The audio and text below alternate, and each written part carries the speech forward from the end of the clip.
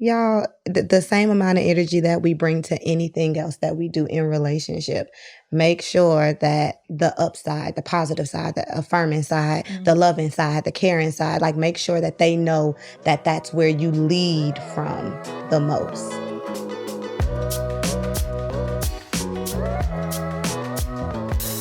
What's going on, y'all? I did say cheese before we started, so I can start off with this beautiful smile.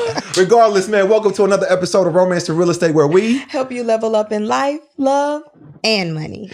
Woo! All right, so we gonna get straight to it. Yes. Tip of the day. Everybody needs real estate. Yes. This is why, man. Social Security won't be around for you and I. Therefore, if you don't get real estate or you don't figure out a way to make passive income. Passive income is where you do not have to work and the money just comes in after you've made an investment. Everybody today calls everything passive income. They call Airbnb's passive income. They call Turo passive income because they have a manager managing their business. You still have to train the manager. You still have to create SOPs. You still have to supervise the business. When you have a rental property, you could delegate that to a property manager and get regular P&Ls every month to view the performance of a rental property. The reason I say that everybody needs rental properties is because we need passive income and passive income for the rest of our lives. Yes. So as long as we have the asset, it's going to generate passive income as long as you're making the proper repairs to the asset. That's right. As time passes. I say everybody needs 5. Why? Because if you have them paid in full and you're getting about $1,500 per property, that's going to give you about, give or take, $7,500 a month. That should be able to take care of anybody's basic necessities outside of living in California and maybe Manhattan. Well, help us, Jesus. You know what I mean? DC and some areas like that. But for the most part, that should help you live with your basic necessities. And it's a hedge against inflation. Meaning that when things go up, your rent's going to go up too. Therefore, you are going to be able to sustain in whatever market. Your rents are going to go up as time goes. And everything doesn't work like that. No, it does not. You know, so that's my recommendation for you out there as investors. Yes. Invest in rental property. Yes. Got you. All right. So I don't know if I really want to go into this because I don't know where this is going to go. We absolutely want to Yes, go into we want to. It's Mike's fault. Today. The dude behind the camera. Yeah. It's all his fault. I just wanted to start off by saying that. Okay. I was just leading with love. Oh. And so one of the were investments you can make is like to treat your water in your property, right? So you don't have hard water, you can have soft water, and it feels different. It does. All right. So what they're saying is, what they're implying is that you could get a water softener to actually help the water be softer, and therefore it's going to lather up a little bit more. You're not going to be as ashy as you usually be. Lord. So today, do you want to go ahead and tell the story? Yeah, but can you also get a filtration system, a different filtration You system? can. Okay, You because can. my kid's godmother, she has that. They invested something a little bit more up front so that all the water that comes into her house is already filtered. And she said it was amazing. So knowing that, when we elected to return and stay in the same hotel, it was because we remembered how phenomenal the water felt in the shower. Yeah. That's it was right. such an experience. It we were like, was. oh, like the water is It's watering. different. The water is definitely watering, and this is where we need to be watered. Right. And so I'm dead. if you haven't experienced it, you may not understand what we're talking about, but it's like when you take a shower and you're washing, and to your point, you're lathering up, but when something is different about this water, it's like it just slicks off your skin. It's almost feels like you've already oiled your skin. Yes. So you know, after you take a shower, you step out, you may oil before you apply any butters or lotions. Got you. When you put the oil on and it's like slick, there's no oil, but it's already slick. Just like that. And so that's what we really appreciate Yes. about the water. Despite the fact that we worried about the toxins in this environment around here. But despite all that, we were really appreciating the water. We're starting the morning this morning off saying, hello, gentlemen, greetings and salutations. We're really, really having a pleasant stay thus far. And we really enjoyed the water. Yes. Right? And Mike said. Mike, what did you say? Do you recall, Mike? Don't clean it up. say it how you said it. Say it with your man voice, boy. I think I said I in my think mind. oh. Your mind. Where are you guys from? Maybe the water may be different here. That's not what you said. First of all, ladies and gentlemen, tonality. That is not Tonality what you said. is very impactful in a conversation. Okay. So this is very tongue in cheek when delivered. The implication that we're from some place that might have such terrible water. Yes. And we're not accustomed to the standard water in any municipality. However, harsh water. You know, we've been talking about communication. You know, we manage the whole Love and Communication series. Absolutely. And we facilitate it regularly. So we were not going to fall victim to this. But this, ladies and gentlemen, is a lesson. Because when you start off a conversation and you bring such energy to the conversation, then what might one anticipate to receive? Now, he was joking, right? Sir, was he? Sir. My bad. I'm going to exit room left. What might one receive in response to such such a statement, right? You just greeted your guests. We hadn't been here 15 minutes in shared space. And here we are with the implication that we're from some podunk place in the world, that we're not regularly exposed to fresh water. I didn't say that. Okay. And so instead of taking the bait, though. Yeah, no, we didn't do that. I was just like, see, that right there, sir. To which he's like, what? And I'm like, really? You asking us where we from?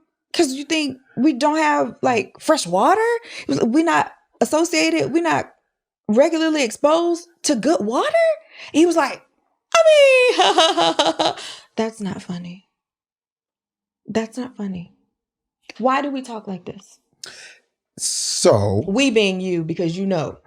I said, I didn't state that statement, by the way, but not that Mike one. did make that statement. But who is Mike Harris? Yes. Hey, what is it? do your vibe, girl. Do your vibe. No, you gotta start with the first three. Yeah. What is it? What was Mike Jones? Yes, I don't know the first three. I just know the last I'm about four. to get it. 317? 330. 330-800-4. Who is it? Mike Harris. I'm not associated with this in any way. All right. So I stated that I was like, oh, look, that's Mike playing. I was like, Mike's ass, like, he's a butthead. Yes, and you chuckled. Because I knew where he was going and I knew he was about to get on punishment. I just didn't know that this episode was coming out of that.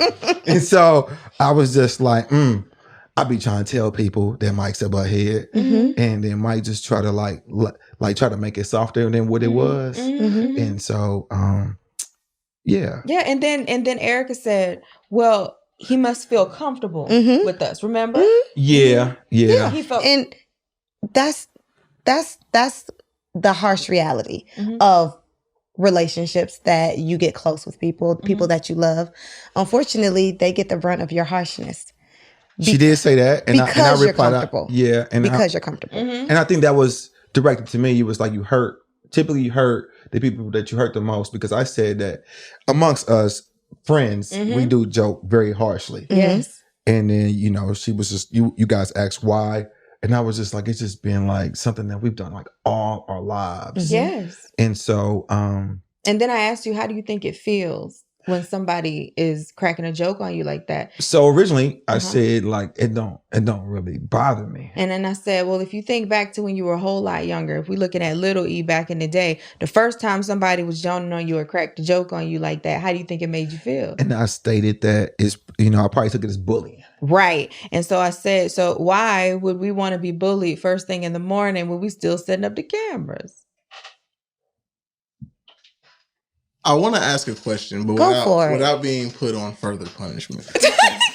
At what point is it hypersensitivity if someone is to make a comment regarding their intent, but how you perceived what they were saying? I wasn't saying y'all from like some podunk town or whatever. Sir, it sounds like you're trying to clean something up. You're not asking a question anymore. What was the question? I'm asking, at what point is it hypersensitivity? Y'all might have been a little overly sensitive to my comment based off the intention. Okay, so can you repeat exactly what your comment was? At what point is it not my statement, but the way y'all perceived it as being I'm saying hypersensitive. Okay, and repeat the statement that you're referring to. Mm-hmm. The right, exactly. Yeah. Exactly. No. Run Go ahead and repeat, please. Rinse and then repeat. Go ahead. I believe I asked where y'all from. Maybe y'all aren't used to the better water. Is that what you said? In comparison. Is that what you said? What did he say? Something along those words. He said, but where are y'all from? Maybe y'all just not used to good water. Maybe y'all just not used to good water. That is what you said. Based on the city that y'all may or may not have been from. I didn't know if y'all were from. Don't say it. Okay, pause. No, pause. We just said what you said, right? Yes. That is what you said. One, you asked us a question and then made an assumption that, one, we didn't answer the question. We didn't tell you where we were from. And then you made an assumption based on where you didn't know we were from that maybe wherever we're from does not have good water. Yes.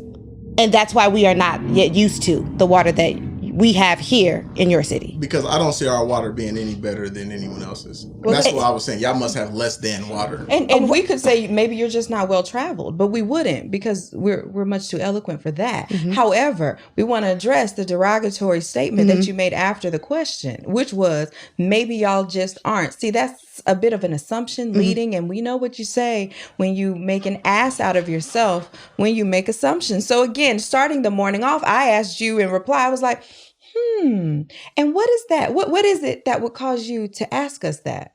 And then later in the conversation, I said, and what did you expect us to reply? Exactly. Because when we enter into conversations with people we love, people we care about, people we cool with, and you say something like that left, what do you think they're going to say? What you mean? Maybe I'm not from someplace. No, we didn't give that. We're privy to this and we're mindful of it. But if we talking about the culture, if we talking about what's normal, that's exactly how we do. And so that's where I kind of came in and justified it like that, right? By saying that my peers, right? George, had he said that to me, and I would have responded. Because you're exposed to it regularly and you've normalized it. Now we don't need to trip. In fact, we being hypersensitive. I'm saying no. Now we're being hypersensitive because we're calling it out. Yeah, but I didn't say that though. No, but I understand. Mike also made that statement about hypersensitivity. In addition to the hypersensitivity statement, it's just like when you see wrong being done or you see something overly cruel being done and somebody's like, oh, I'm just joking or oh, I was just making it funny. And you laugh. You may not necessarily agree with what the person is saying or doing, right? But when you laugh, it's you saying that I agree with you silently. Understood. Because if somebody walks in right now and trips up the steps and hits their head on your wall, if you start laughing, we're going to be like, that's not funny. Right. You know what I mean? But if we start laughing with you, it's going to be us agreeing with 100%. Your bad taste and calling something funny that's absolutely not funny. That is a little bit more serious. So in this same story, I then stated, well, I joke with my girl and she joked with me too. And so I was like, so, you know, I don't joke. And she was here. So she told y'all, I don't play. She told y'all we go far. But she told y'all that we don't go that far, right? She said you do not joke with her the way you joke with your buddies. Not to the same degree. 100%. And so, you know, however, I said earlier before she arrived that I would not be able to use you as a point of judgment as to what would be an acceptable level of joke. Right. Let's be all the way clear. And I'm cool with that because I also admitted that Mike is very low on the spectrum of how far we go. Your mama could be in the joke like one day. And so like, you know, I have never heard him. But on my boat, my guys are down to be like, bro, I just saw your mom in some Uggs and it's 80 degrees. Like, what's she doing? Like that could happen, right? So again, I say to say when I brought her up, I was just like, because we were talking about that and the damage that it does to those near you. Yes. And so I feel like, you know, like what the plan or whatever for me in my relationship is like, that's just who I am. And we've never got into it because I play too much. But she's also told me like, when I'm dealing with others, I need you, like, you ain't listening to yourself. Like she said, I mean, but y'all met her and she basically told you, like, I witnessed it. Yes. And then, but he ain't doing me like that. Right. And so, that's where for me, like, I would never use what he said in the sense of hypersensitive, but I think that they're like, jokes are jokes. At whose expense? And so for that, is that the person who it hits and how they receive it? Yeah. You know what I'm saying? Who it hits. Right. Meaning, like, if I'm talking about you, right? Like the water joke hit you. Right. But you're saying it how you're saying it on purpose. Yeah, it's who it hits. It's who it hits. And do hits feel good? If I come hit you upside your head right now, is that gonna feel good? No. Are you gonna receive that? But I'm not physically hitting you. Hitting with words. Yeah. So like, let's hit with words, right? Because that's what I'm guilty of. Yeah. In my circle. Yeah. I'm accepting that. So the damage that it does. Me and my dudes is so solid that jokes ain't gonna come in between us like that. I'm not talking about just your dude. I'm talking about words as it pertains to hitting. And just as we understand what physical hitting does and what the consequences would be for physical hitting, what are the consequences of verbally hitting?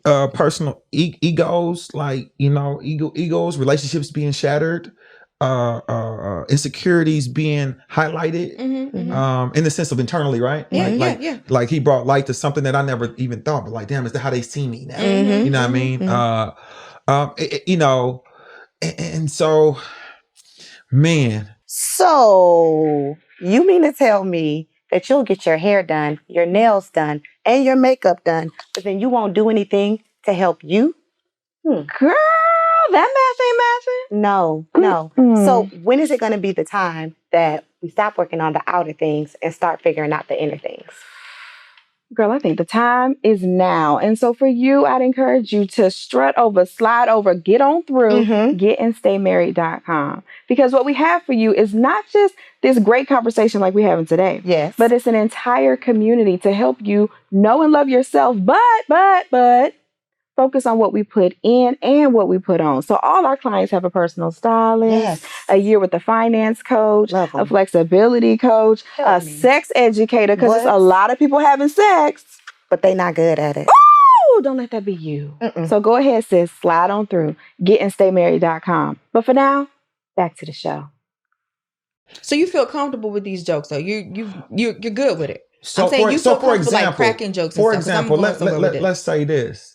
We're in a mentorship together. We're in the whole room. Would you say I'm as vocal as I am here? No. You said that quick. Yeah. So we're going to come back to that. You know what I mean? Like, because this is not about that, right? No, but you're definitely not. All right. But when I don't think they know that you be with the shits in their room. Other than they watch this. That being stated, I do have a degree of filter. But when Marquel is... Just going to call that man out. Like, that lets you know that he can get it. Andre comes. Yes. As soon as Andre comes, I'm down there like clack clack. Bro, I tap. Yeah. But just know he got a joke. Your guard is up. It's all in play. If I need them, man, for whatever, can I tell you this? Yeah. Marquel has reached out to me more than any friend. Yes. And was like, yo, so what's going on? How you feeling? Just checking on you. So I gave him empty answers in the beginning. That shit just shook me up. Yeah. And so later I came back and was like, yo, thank you. And then he went further. And then, hey bro, so like you hit your counselor up? Yeah, I did. I shared with him. He was like, that's dope. It's kind of... And so then he's hit consistently. Yeah. And so, as I state his name, if he's in present, he's one of them that can get it, right? So I say that to say though, I'm a bridge this in to come to conclusion. My track coach used to be like white man. He was 50 at the time. We were 17 and 18, and he had us for 3 years together. But the first year we weren't varsity, so he really wasn't like on us. We were coached by somebody else coming up his pipeline. And when we got to his pipeline, he literally stopped the bus one time. I was like, I cannot stand to where y'all tear yourself down every bus ride before track practice. Right. Can I tell you though that when we got off that bus, we wouldn't even speak, and we all are my stature, and we all, you know, became all Americas that were in certain relays and stuff like that, and those are Weasel. I ain't seen Weasel in 10 years. He hopped on my boat. He was rapping. He was with me, so Weasel rapped to him. But you could tell in the beginning, Weasel didn't do too much, but then he opened up because it's just that it's a bond and you can't release, right? That's right. And it just, I'm going to say this, but I know that you look at it differently. It's just a culture that we built, but like the jokes never meant anything but jokes. Right. I don't have a problem with that. I don't want it, but I don't have a problem with that. Right. But here's where I get a little is, okay, so I label it as you're a little bit callous to it now. You've built up. Yeah, I agree with that. I agree with that. I agree with that. But now you're comfortable with the jokes, right? You're depending on the person, though. Like I just said, I got you. Andre Marquel. I would never say the things that I would say to like them that I would say to y'all. I understand, but you're comfortable with it. Of course, for us, we always think about the romance side. Fair. If you can be that callous, can you also be very romantic and very lovey-dovey, very loving? Hard blink. I can. But same energy and same frequency. And I just told you before that. So it answered the question that Mark, I have a different appreciation for Marquel beyond whatever I paid him. I'm not talking about a man. No. So I brought in friends because that's typical. Shaniqua, like that's my woman. I love her. Yeah, but I'm talking about the frequency and the intensity with which you can joke. I wouldn't it's a different level though. She said it making sure that you can bring that same energy with lovey-dovey romantic talk, same frequency, like all that, the affirmations. I would say that in the future you would have to ask her so she could tell you. I'm asking you how. I would say that I do. You say that you. Yeah, but I would just say that because she would be the judge of my character. Is that fair?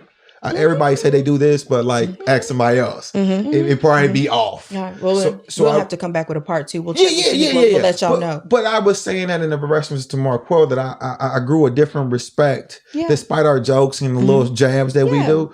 That never stopped that man from reaching out to be like, yo, are you okay?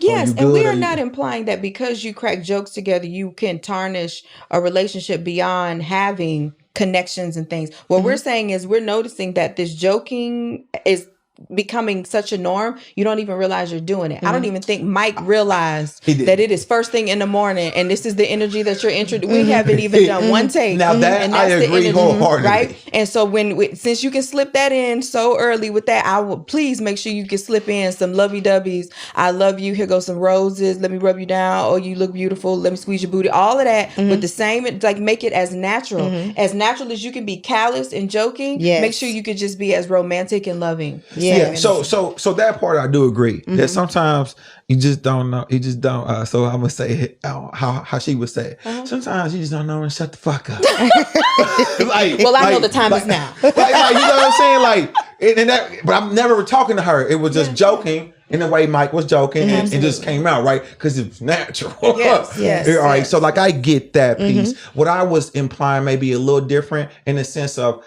I've never experienced that. Tarnish a relationship because I don't play with everybody as I don't play in the room. Right. But like you said, I can't even take that. I would say that 75% of that room don't know that they could get it. You know what I'm saying? But those that do play with me. Like Chrissy, like she thinks it's fun. She sits by me on purpose. Oh, boy. And I just be like, bruh, I'm not trying to sit by you because I'm trying to focus. And you with the shit. You already know what I'm talking about. Consistently. You know, so I'm like, no. So she get out the plane. I got ADD. Like, I can't even sit by you. So again, though, I just say, though, I just haven't experienced that. And I think that that's why it's been a norm through the relationships I had. I do understand that Eric, due to the fact that, and Mike, due to the fact that you have practiced this, now I'm unsure that you don't have a good filter on when to stop it, despite what the classroom thinks. And if the people closest to you have to be able to deal with this, because you're going to bring the smoke for the people who are closest to you. I would like to say to the world that you don't know what you don't know. That's right. And I was not aware at the time that my statement would impact the way that it did. So I do want to sincerely apologize for the person that I was at the time, which was a sorry person. Okay. So I do apologize for my statements. And we're done. I'm not even touching my So the takeaway here is yes. Treat the people closest to you best. Understood. Mm-hmm. And just y'all, the same amount of energy that we bring to anything else that we do in relationship, make sure that the upside, the positive side, the affirming side, the loving side, the caring side, like make sure that they know that that's where you lead from the most. Understood. Lead so with again, love. you got to lead with love. Right. So in the future, Mike needs to be like, I know I care for y'all, but I need y'all to evaluate y'all water. Make sure to like, comment, subscribe. I'll see y'all next week. Oh my gosh.